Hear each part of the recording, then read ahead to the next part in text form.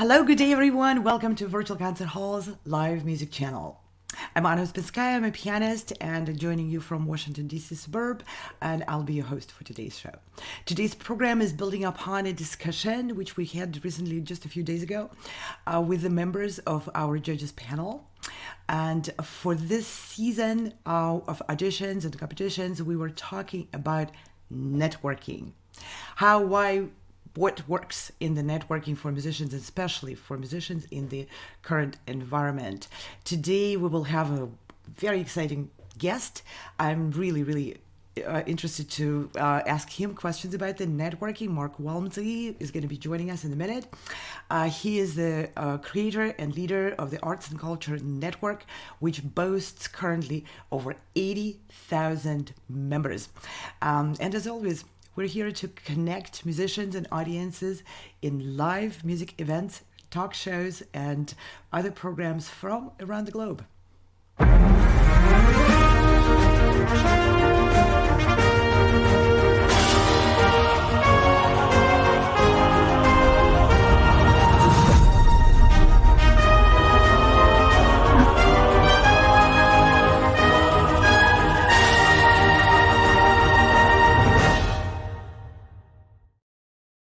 Throughout our season, we host dozens and dozens of events, all aimed at helping musicians get forward with their own goals. For some people, the next step would be probably to perform at the Carnegie Hall or to perform in another prestigious and nerve-wracking venue, and maybe to win scholarships for further study or to perform with an orchestra.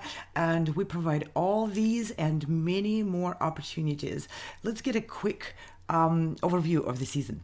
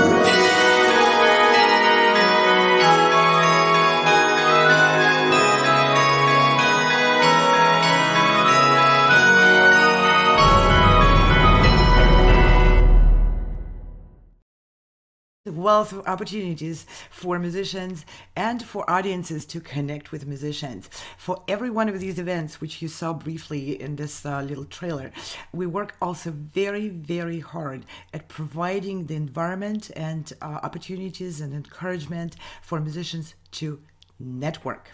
And today's focus of the program is on network.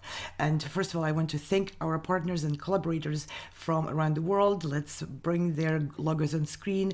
We started out with just a few, and this is our fourth season providing those programs. Our network is growing, and what it does, it adds a lot of energy and a lot of more opportunities, which we pass on to the musicians and to the audiences. And I would like to encourage everyone to check out these wonderful companies from every part of the world who are putting their hands together with us and with each other to provide more connected and better world for everyone through music. We also stream on every single major platform there is. It's Instagram, Twitch, YouTube, LinkedIn, Facebook, Vimeo, and many websites of our collaborators. Google us or just go on any one of those platforms. And wherever you're watching us today, please get connected with us.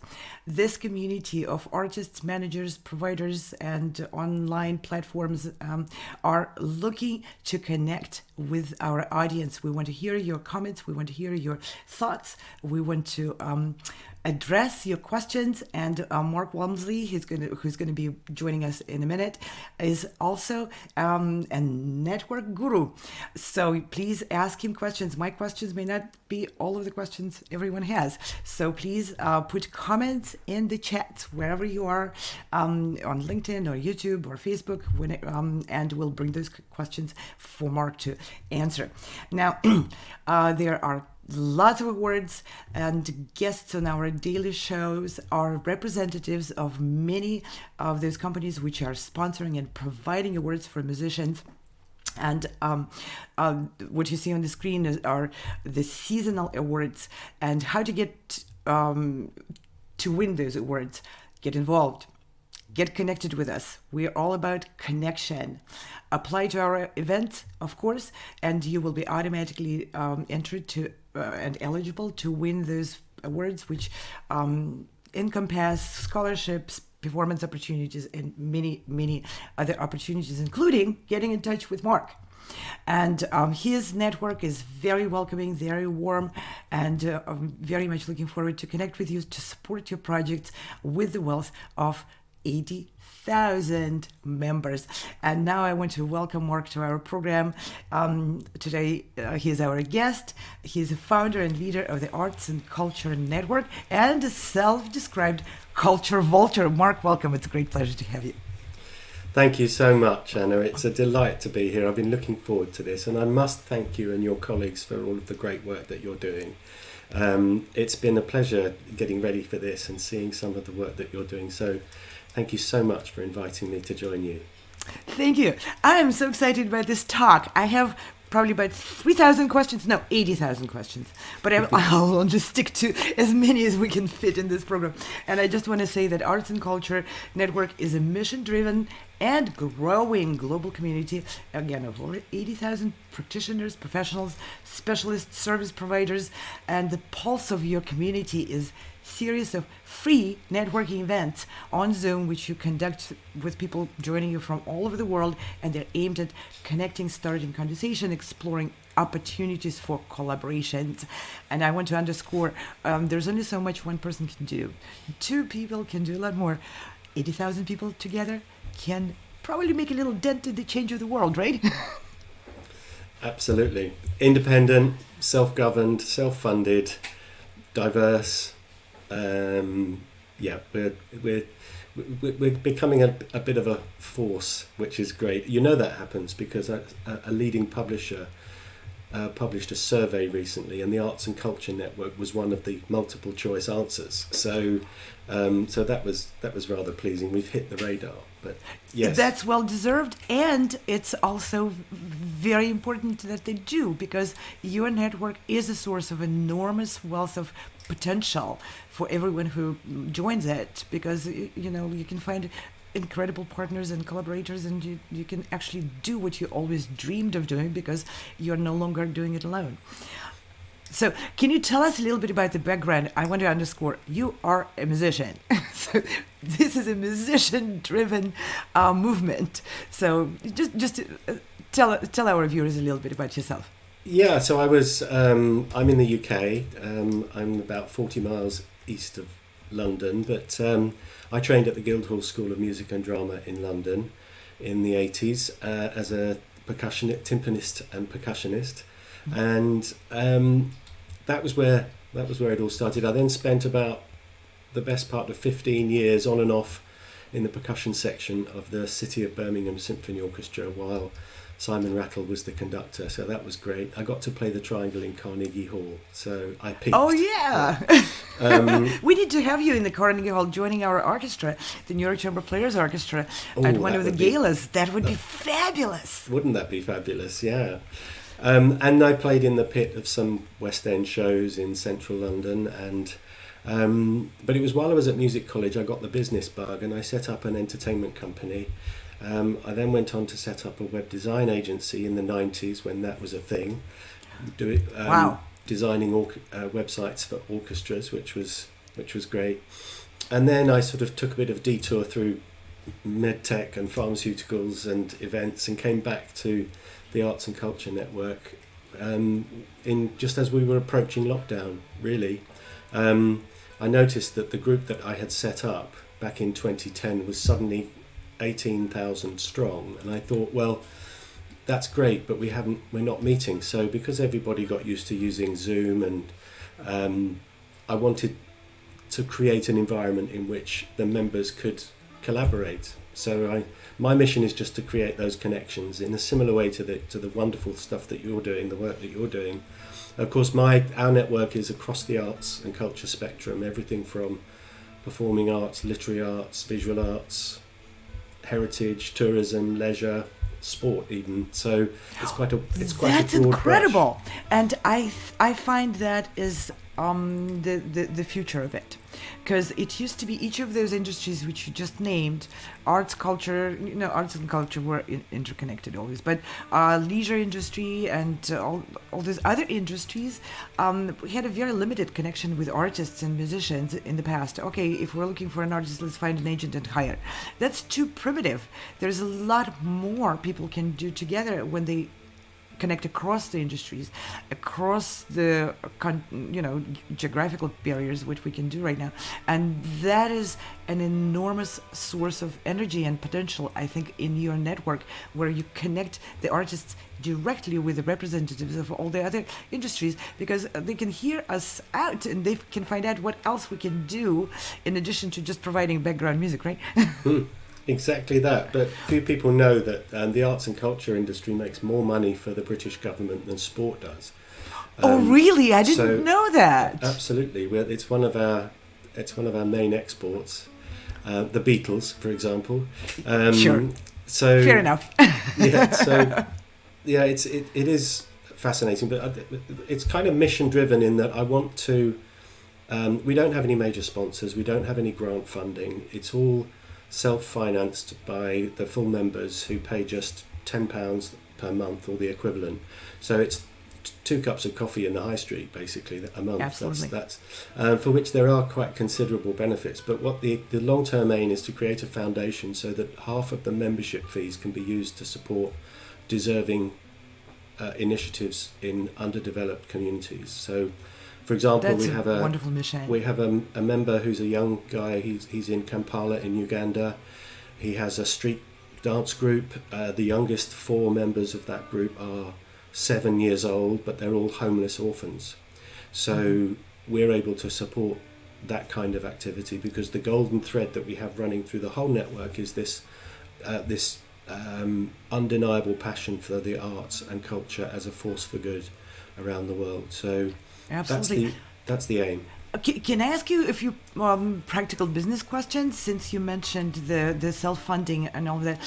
So are you planning, or are you maybe already formed as a non-profit organization, or you don't want to go that route? No, I certainly don't want the burden of charitable status, because the hoops one has to jump through are quite significant. That's so true.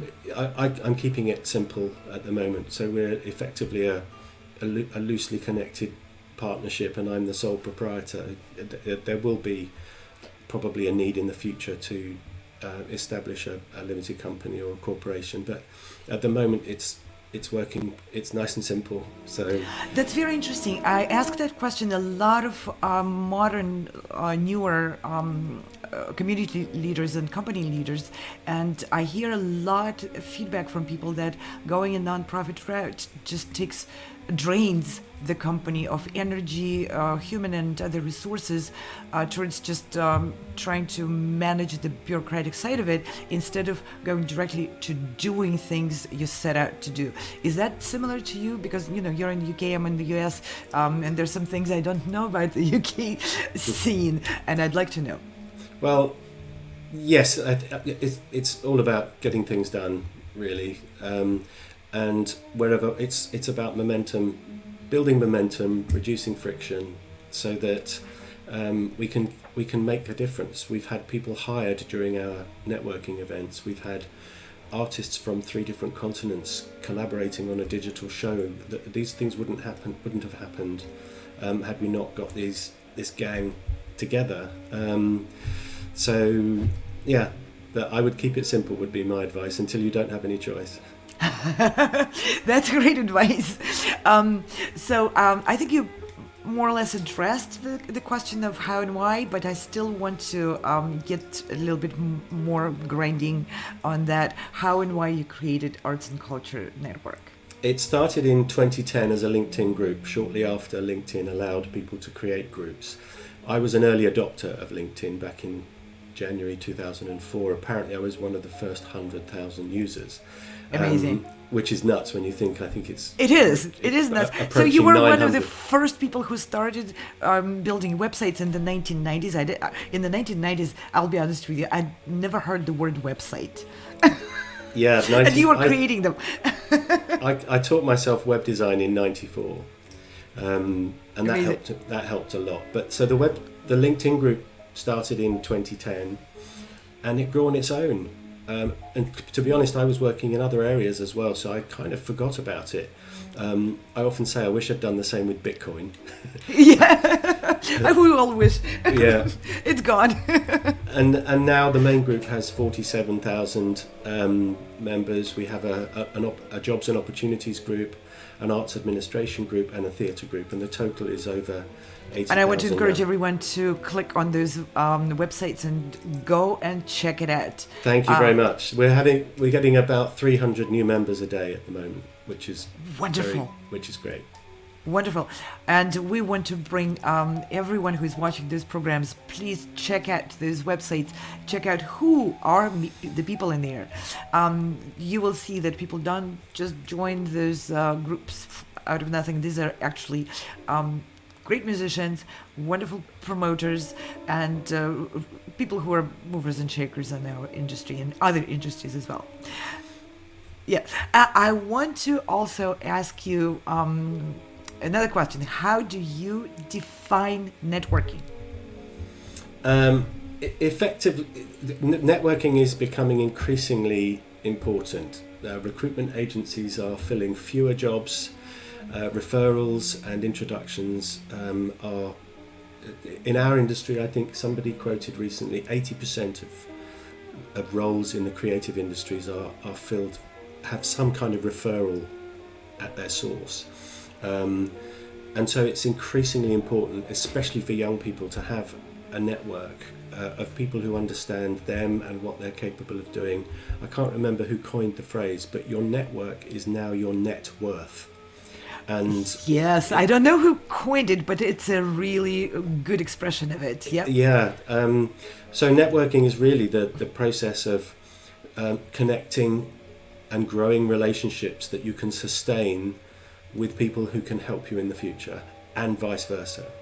So there is it's a giver's gain is a good way of approaching it. So the more you give, the more it's likely to come back to you. But if I was a university undergraduate at the moment, I'd be all over LinkedIn to try and build that network and other networking destinations to build that network, so that when you graduate, you've got 2,000 people you can call on for help in those circumstances. So it's relationship. Absolutely. Now, well, you're talking about the young people, but what about people who grew up or spent, years in a different environment of the 20th century? I believe in the 20th century, networking was almost near approaching taboo. As a musician, you need to be discovered as opposed to network and offer yourself for others to collaborate. There was no such a relaxed culture about networking. It's changing, but there are people of a different age, and they may not even have a LinkedIn profile. Is it too late for them? No, never too late. It also used to be said when I was a music student: if you can, you'll play. If you can't, you'll teach, and if you can't teach, you'll administrate. I hate this. I hate this one. It's so untrue. It's changed. It really has changed. It wasn't the case for me. I enjoyed and did well in all three of those disciplines, and we need all three. But yes, I think LinkedIn, as the primary online location for networking, has changed the game in that respect, because it's made it a global operation, and I'm seeing an increasing number of people, both young people and not so young people, joining our groups on LinkedIn with very few first connections of their own, and it's happened a lot, and it suggests that people in our industry are embracing LinkedIn like never before and realizing it's no longer just for a job in a bank. Absolutely. Or 80,000 people wouldn't have joined our groups. So absolutely. But I know you have a lot of events, and we'll do a quick overview of all the efforts you're putting out, and your collaborators are too. I feel like there may be a need for some people like yourself to come out and help people dismantle those biases, like if you can't play, you teach, that kind of stuff, because those are mental barriers which are, I think, holding back a lot of wonderful artists and people who could potentially realize themselves on a much more effective and grander scale if they didn't have those predispositions against networking. What do you think? I agree. It's those if you're freelancing, and increasingly we're freelancing and contracting in our industry, you need a sales team out there, a part-time sales team out there, and that's the people who know you, trust you, and like you, and can you need to speak to Anna, or you need to speak to Mark. If that's happening out there for you, then you're going to be at an advantage. So absolutely. And then there's so many dreams and ideas people might have, but they kind of self-limit themselves, and they say, well, I can't create a festival, I just can't. Well, of course one person cannot, but you go on LinkedIn, you go on Mark's groups, Arts and Culture Network, you become a member, you start networking, you start meeting people who say, oh wow, that's a beautiful idea, how about I add this piece to your effort? And then you create that network of people who share your goal, share your idea, share your mission, and together you can do a lot more things. Yep. And I wanted to ask you a little bit about the membership in the Arts and Culture Network. If you can just give people an idea of how to get involved, how to get connected, and how to become a member.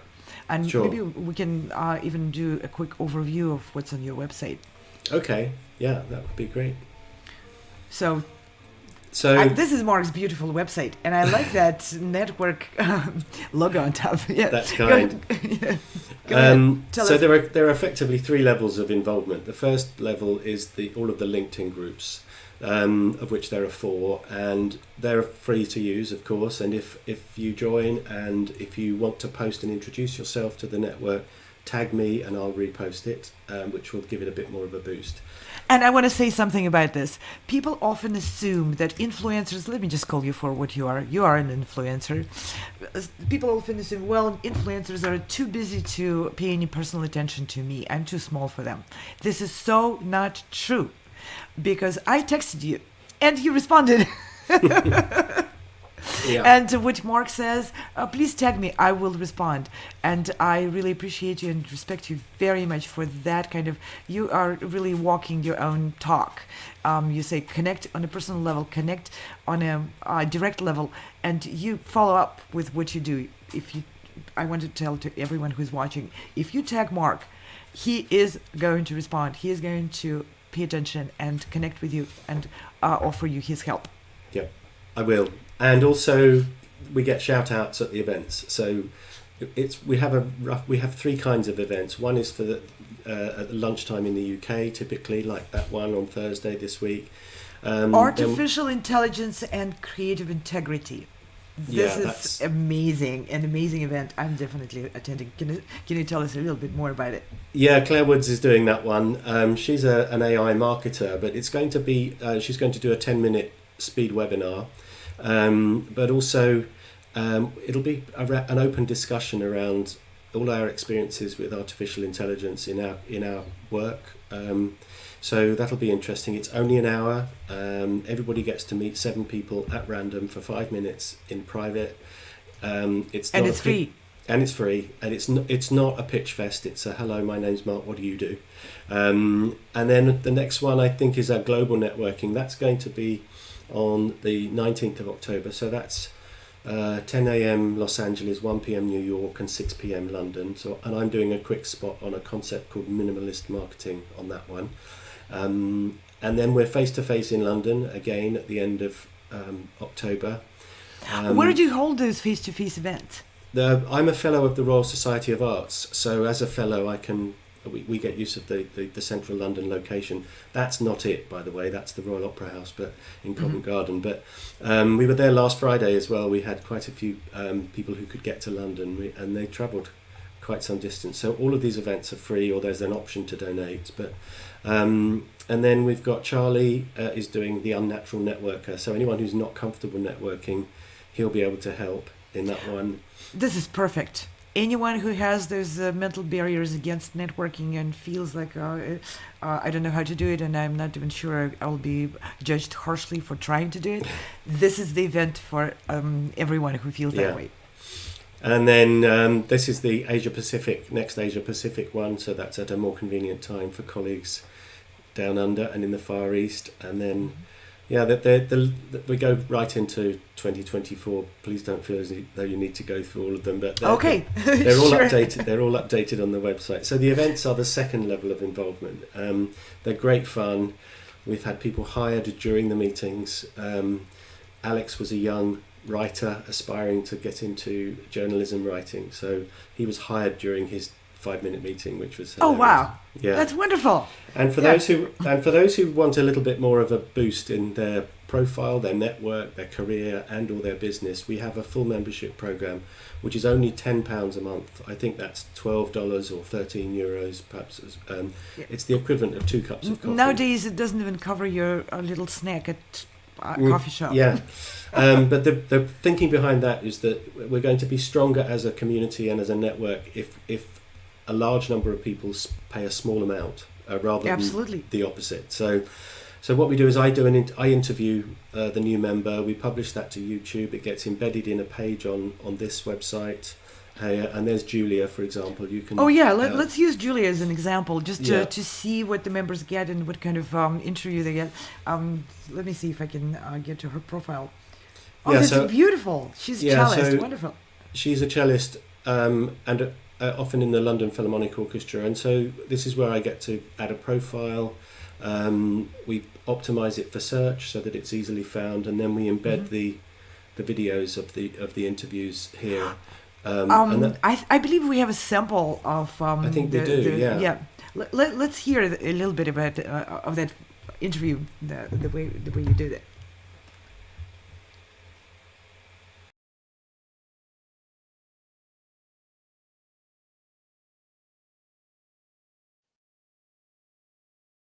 Mark here, founder at the Arts and Culture Network. It's time for another one of my arts and culture hot top 10s, and I'm joined by the wonderful Julia from Chamber Music Box, which might hint at some of the answers to the forthcoming questions. Julia, do you want to say hello and just tell us a little bit about Chamber Music Box? Hi, Mark. Lovely to be with you today. Now, in a nutshell, Chamber Music Box is a small arts organization which I run together with my partner, violinist called Yuri Karnitz. And what we aim to do is to put on chamber music concerts that really put a bit of a more accessible contemporary spin on the genre. So we are playing in a vast array of different venues across the country, different concert formats. So not everything is a long evening concerts. Most of the concerts are around about an hour. And most importantly, you get to hear an incredibly large variety of music and lots of different instruments in combinations that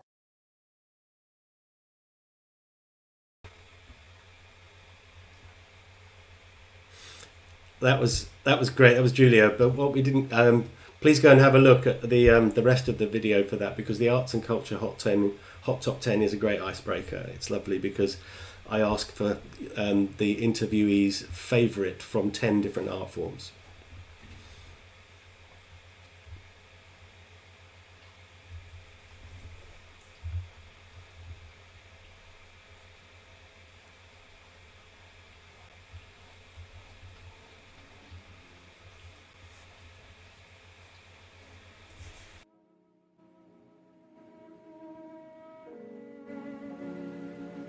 didn't even know existed. Perfect. That's a perfect introduction. And where can we find out more if we want to learn more? Where can you find out more? You can go onto our website at www.chambermusicbox.com. And of course, we are also on Facebook, on Instagram and Twitter at Chamber Music Box. Brilliant. Excellent. So now that we've set the scene, this is our opportunity for people to understand a bit more about what makes your heart flutter and you get up in the morning and do it. So I've got a series of things. They're all arts and culture categories, and we'll work through them. And I'd like you instinctively to tell me which is your favorite in each category, if you have one. And if there's a reason, then by all means share that. So up first, I'd like to know if you have a favorite building. Oh, a favorite building.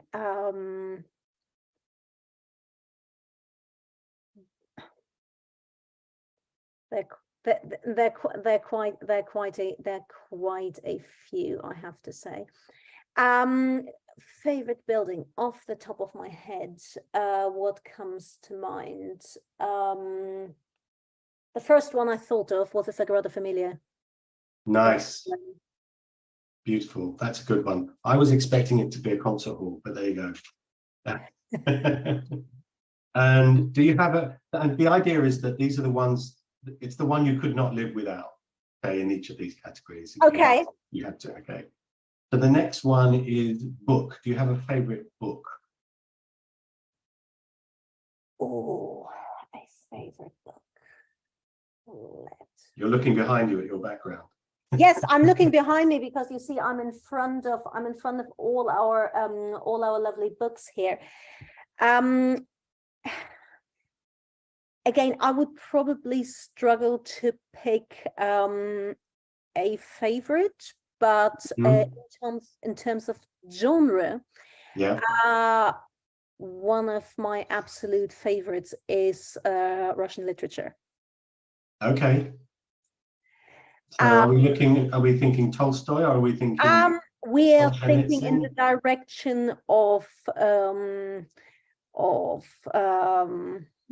Bulgakov, Bunin, in that direction. Okay. Excellent, brilliant. So what?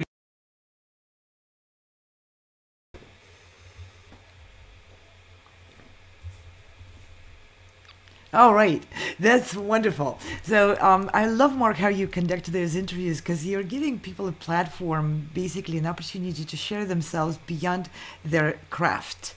So to share themselves as people, which that's what big side of the networking. So you need to connect on a personal level, because there's more to collaborating than just collaborating on a purely professional level, right? Yeah. It's also an advantage for those who opt for full membership and have the interview that the YouTube video is optimized. So quite often the YouTube link. I mean, YouTube is the second biggest search engine in the world. It is. So if the member doesn't have much video content on YouTube, then this helps enormously, because it appears for the search. So yeah, it's great fun. The other benefit that we add just briefly is that I'm able to filter down the 80,000 group members. So for example, yesterday, last week, an author in Washington wanted to know who was in our group working in publishing in North America. So I was able to send her a name list of 328 fellow members who fit the bill. Amazing. So she that's can amazing. and that's part of the membership fee, and she can now reach out to those people, message them directly inside the group, and start those conversations. So instead of just doing that search person by person and trying to figure out what it is they're doing, whether or not they are a good, a person approach for your project or whatever, you go to Mark, and he does it for you for just £10 a month. Yeah, because unbelievable. Because I'm the admin of the group and I use Sales Navigator, which is a rather expensive add-on to LinkedIn. I can do it for you effectively without saving that. And Angeli at the top of that page It represents one of our success stories. Anjali is a dancer and an arts administrator.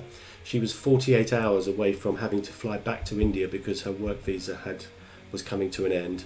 And Jenny Leggery, who is a marketing expert somewhere else in the States, offered her the job she needed so that she didn't have to get on that plane.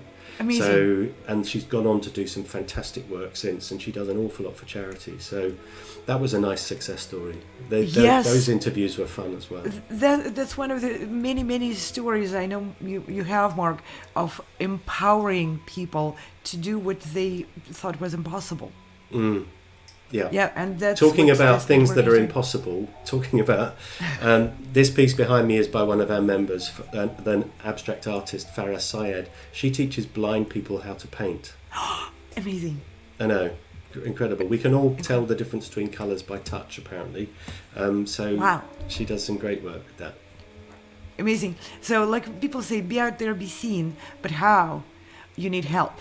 Every one of us need help.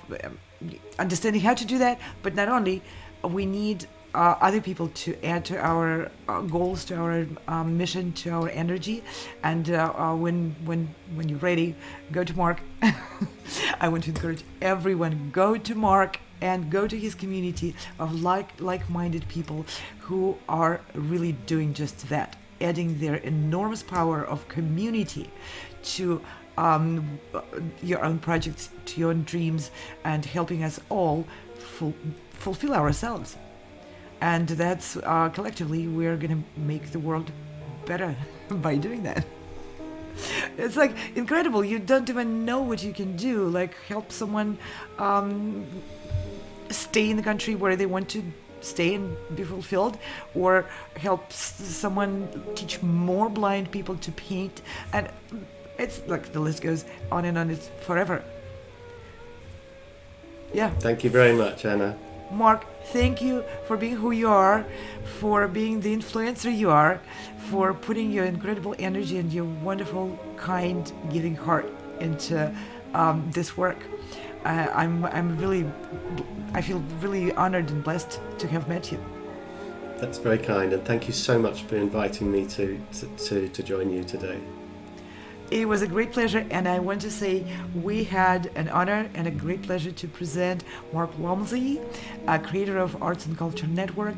It's a huge network with an incredibly forward-looking, supportive spirit and mission, which invites you to join. I would like to invite you to join, and please be with us. Add your dreams, your ideas, your projects to this big pot of energy and big movement of creativity on that platform and on that network.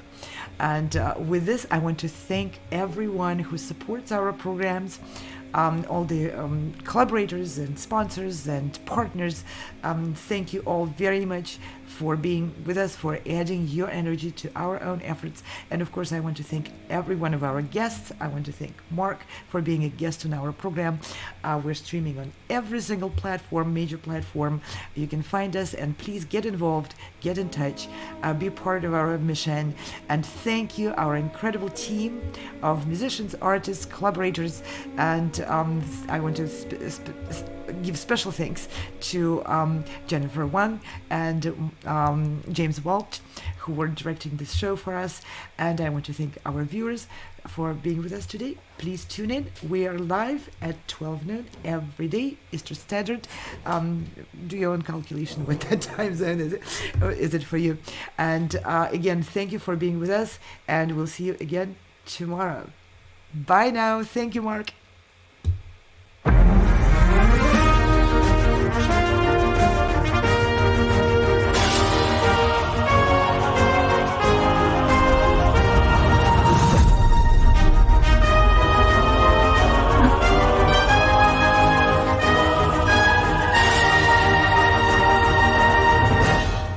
Hey, check this out.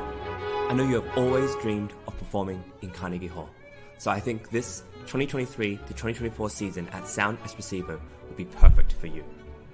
As a platform, we host live online auditions so you can share your music with the entire world.